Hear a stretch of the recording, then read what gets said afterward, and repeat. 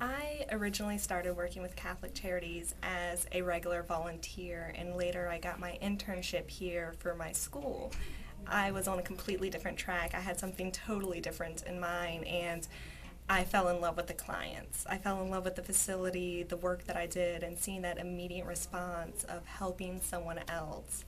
And I realized that there's a real benefit to working with people as opposed to sitting behind a desk somewhere and not having that contact, not knowing who it is that needs my help, and knowing that I have something to contribute on a grander scale.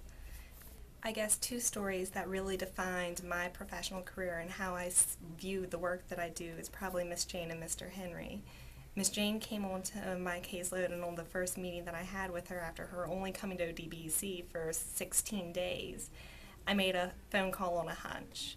It later led to her getting a job as a living wage with full benefits. She's now gotten stable housing through her employment, which allowed her to leave an abusive relationship.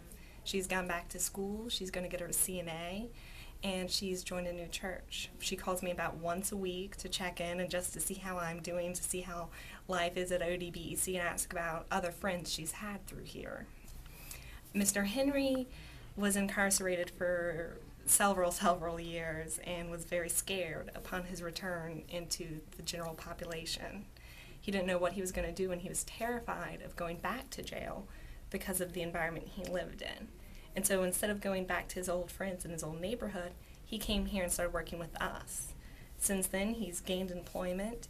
He regularly comes back to volunteer with us, and he's gone forward in other career pursuits, and he has very long-term goals. And him thanking me and Miss Jane crying with me when she got her employment has made all the difference in what I do.